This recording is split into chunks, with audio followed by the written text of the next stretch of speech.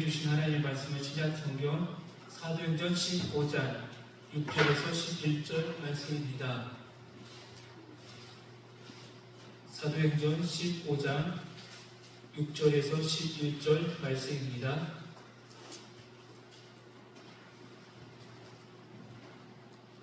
제가 말씀을 봉독하겠습니다.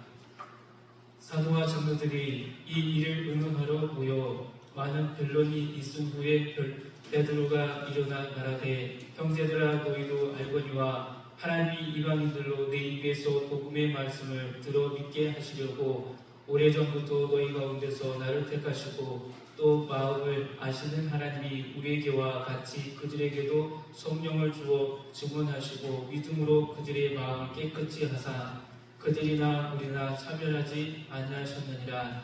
그런데 지금 너희가 어찌하여 하나님을 시험하여 우리 조상과 우리도 능히 매지 못하던 멍에를 제자들의 목에 두려느냐. 그러나 우리는 그들이 우리와 동일하게 주 예수의 은혜로 구원받는 줄을 믿노라 하니라. 아멘.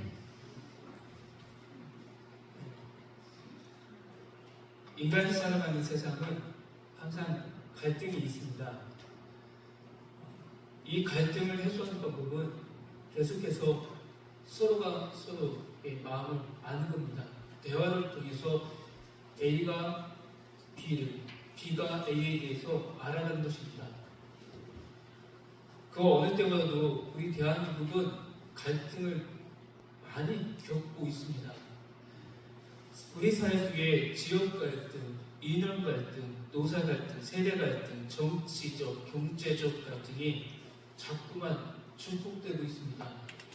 줄어드는 것이 아니라 계속해서 더 많은 갈등의 고리를 이어가고 있습니다. 이러한 갈등 사이에서는 가장 기본적인 것이 결여되어 있습니다. 바로 소통입니다. 그리고 상대방에 대한 최소한의 배려도 사라지고 있다는 겁니다. 다른 말로 표현하면 서로에 대한 신뢰가 밑바탕을 치고 있습니다. 상대적인 박탈감을 인해 문제가 생길 때마다 남에게 책임을 전가하며 분노합니다.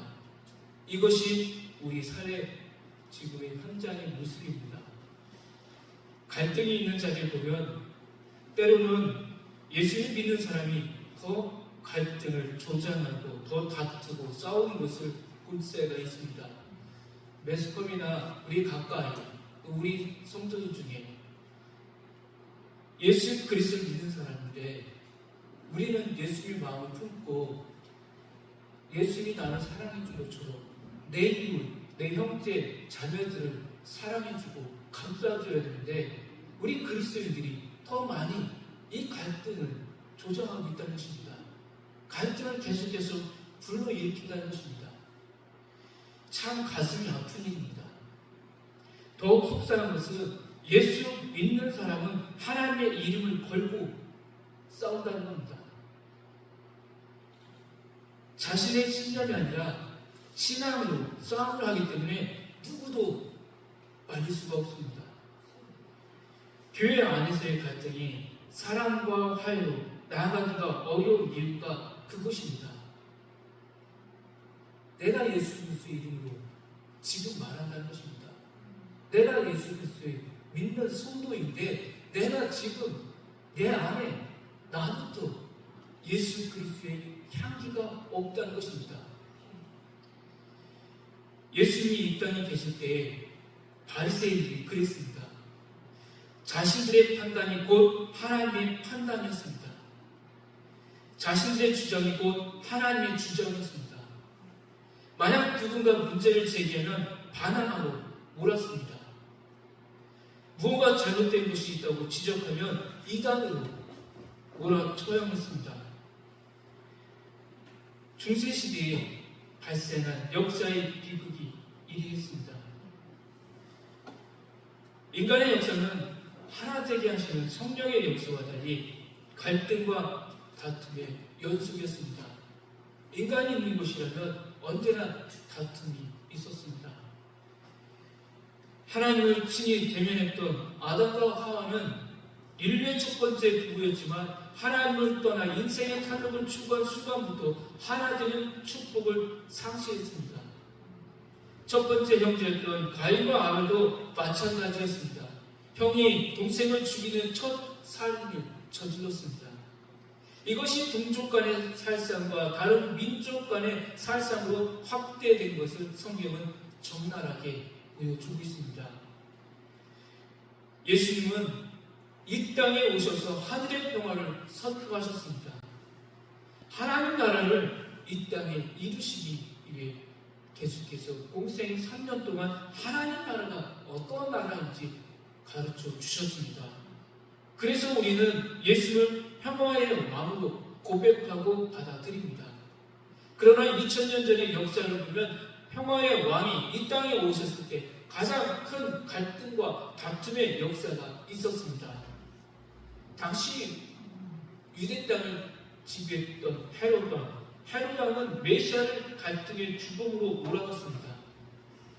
당시 베들레헴 근처에서 어린 예수님을 찾지 못한 헤롯 왕은 2살 미만의 어린 아이를 모두 학살하라는 명령을 내렸습니다.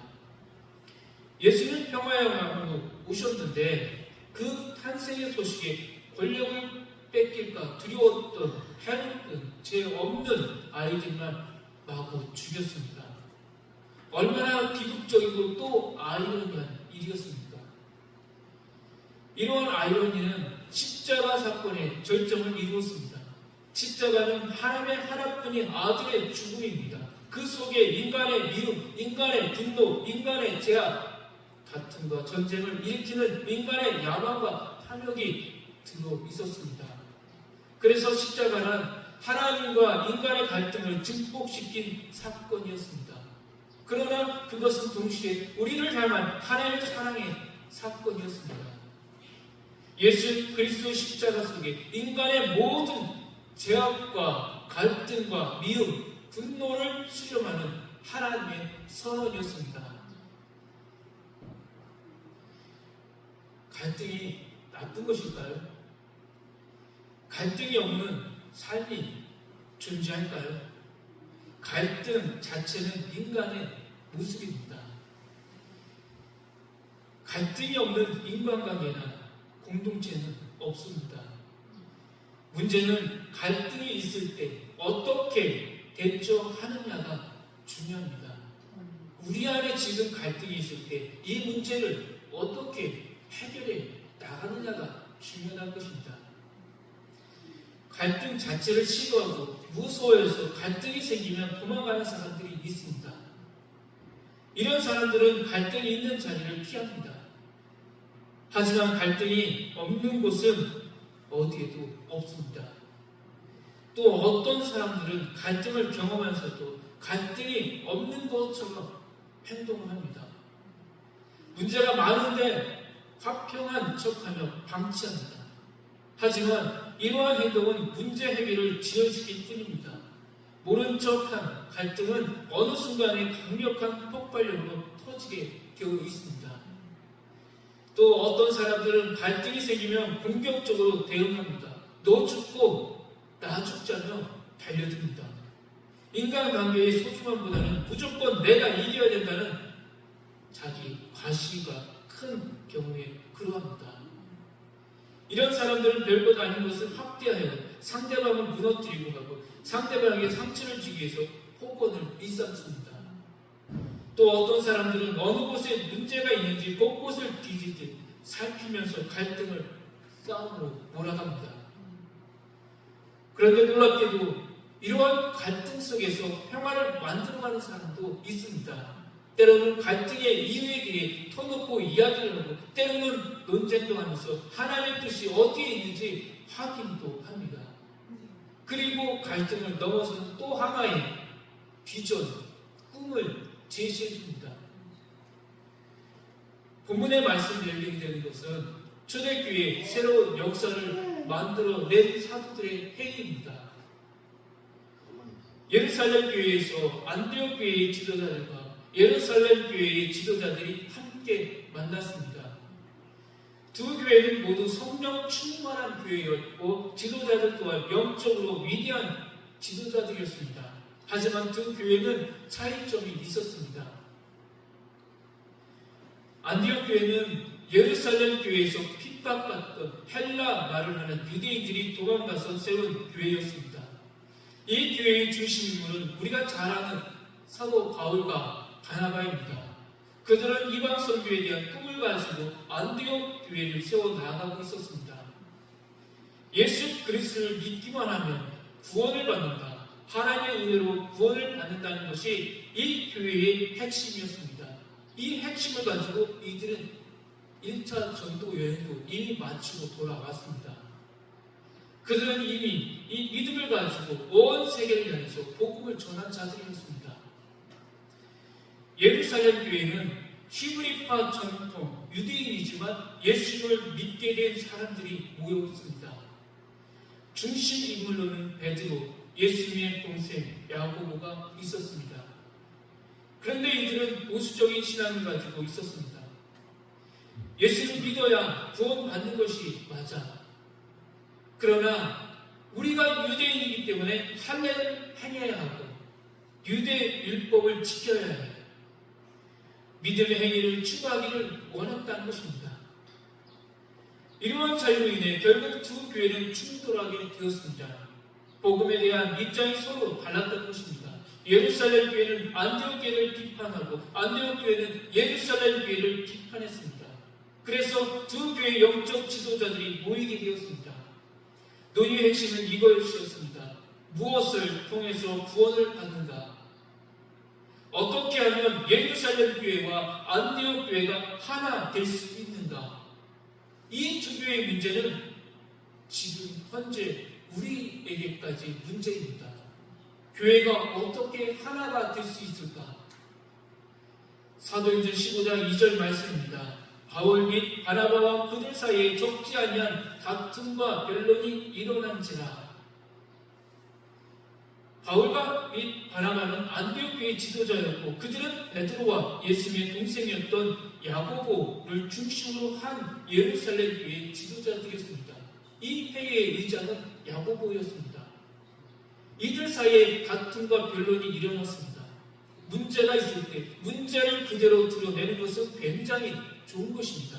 나에게 이런 문제가 있다. 나에게 이런 아픔이 있다. 나에게 이런 상처가 있다. 나에게 이런 것이 있는데 우리가 대화로 풀어가야 한다는 것입니다.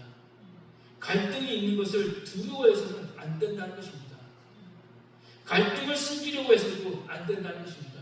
나에게 있는 이 문제를 자꾸만 감추다 보면 나중에 더 크게 폭발할 수밖에 없다는 것입니다.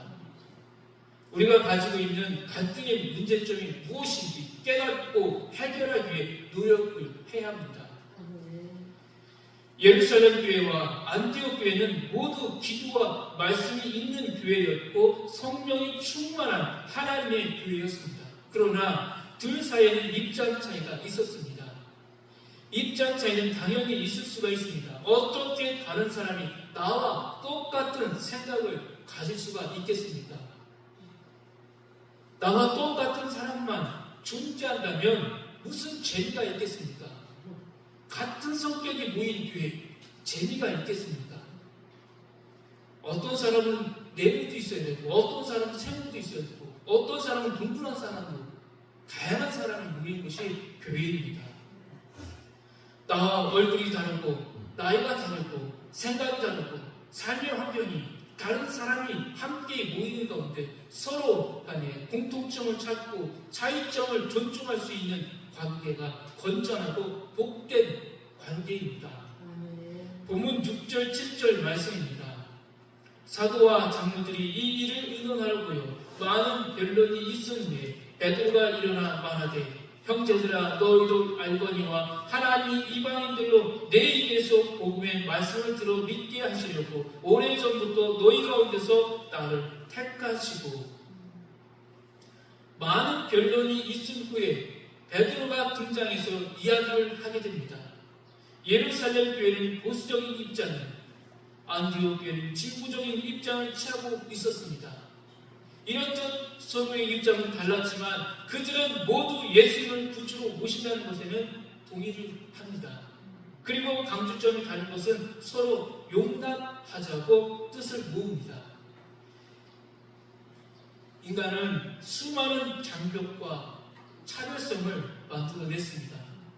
그러나 본문에 나오는 두 교회는 서로가 다르다는 것을 인정하고 그 다름을 차별하지 않고 예수 그리스도를 믿는 복음 안에서 서로를 끌어안았습니다. 본문 9절입니다. 믿음으로 그들의 마음을 깨끗이 하사 그들이나 우리나 차별하지 아니하셨느니라. 입장은 다르지만 믿음이 같기 때문에 차별하지 않았습니다. 믿는 대상, 우리 주 예수 그리스도를 믿는 것, 이거 하나는 같다는 것입니다. 그런데 믿음이 다를 경우는 이야기가 달라집니다. 우리는 믿음이 다른 것을 이단이라고 부릅니다. 이단의 특징은 무엇입니까? 본래 교회의 주인은 예수 그리스도인데 이단에는 주인 행사라는 교주가 있습니다. 교주는 성도들을 자신의 뜻대로 조종하고 제 교회의 재산을 사유합니다. 그리고 자신이 마치 재림주인 것처럼 행동합니다. 이것은 모두 제약입니다. 교회의 주인은 예수 그리스도이십니다. 예수를 믿는 사람들이 믿음의 성도이고 하나님에게 예배드리는 공동체가 믿음의 공동체입니다. 그리고 하나님을 아버지로 모시는 우리는 서로에게 믿음의 형제요 자매입니다. 그래서 예루살렘 교회와 안디옥 교회가 우리가 믿음으로 하나님 안에서 차별이 없다고 선포한 것입니다. 우리가 믿는 대상은 우리 주 예수 그리스도, 예수 그리스도 통해서 우리는 한 공동체가 되었다는 것입니다. 그리스도 안에서는 그래서 차별이 없다는 겁니다. 남자와 여자의 차별이 없고 외모에 대한 차별이 없고 가진 자나 못 가진 자나 많이 공부한 자나 그렇지 않은 자나 차별이 없다는 것입니다. 농부나 어부나 도시에 있나 시골에 있나 다 우리는 예수 그리스도 안에서 다 하나라는 것입니다. 인간은 모두 그래서 소중한 하나님의 백성들이라는 것입니다. 본문 11절 말씀입니다. 그러나 우리는 그들이 우리와 동일하게 주 예수의 은혜로 구원받는 줄을 믿노라 하니라. 구원은 주 예수의 은혜로 받는 것입니다. 내 능력, 내 실력이 아니라 예수 그리스도의 십자가를 믿음으로써 하나님께서 허락하신 구원의 역사를 받는다는 것입니다. 본문 8절 말씀입니다. 또 마음을 아신 하나님이 우리에게와 같이 그들에게도 심령을 주어 증언하시고 그들은 자신들에게 성령을 주신 분이 다른 사람들에게도 성령을 주셨다고 고백하고 있습니다. 거룩한 영을 주셔서 우리 모두에게 축복의 역사를 허락해 주셨다는 것입니다. 예수님은 승천하시고 우리에게 성령을 선물로 주셨습니다. 그 성령이 우리로 하여금 그리스도 안에서 하나라는 것과 하나님의 형상으로 지어진 인간을 함부로 차별하지 말라는 것과 우리를 위해서 예수님이 십자가에 못 박혀 죽으신 것을 알게 하셨습니다. 성령은 우리는 하나님 아버지로 모시는 믿음의 형제자매니 서로 사랑하며 세상의 갈등과 다툼을 멈추게 하라고 말씀하십니다. 우리 교회들은 다 그래서 하나라는 것입니다. 우리 교회가 어디 있든지 다 우리는 하나입니다.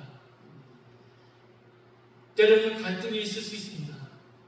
갈등이 있을 때 우리는 문제를 이야기합니다. 그리고 하나님 원하시는 것이 무엇인지, 기뻐하시는 것이 무엇인지 물어야 합니다. 그때 성령께서 우리의 마음을 주장해 주십니다. 우리가 가야 될 길을 열어주신다는 것입니다. 우리가 모아야 될 것이 무엇인지 깨달을 수 있도록 만들어 주신다는 것입니다. 우리 오감교회에서부터 하나 되게 하시는 성령의 역사를 가슴에 품고 갈등이 넘치는 세상 속에서 하나님의 사랑과 화해의 역사를 만들어가는 성도들 되길 소망합니다. 기도하겠습니다. 하나님 아버지, 오감교회가 복음의 본질을 놓치지 않게 하여 주옵소서. 예수님이 원하시는 참된 공동체를 이루어 더 많은 영혼을 구원하는 구원의 방주가 되게 하여 주옵소서. 성령님을 통해 교회 공동체가 하나 되길 소망하며 예수 그리스도의 이름으로 기도합니다. 아멘. 찬송가 191장 함께 찬송을 부를 때 하나님께 봉헌 올리도록 하겠습니다.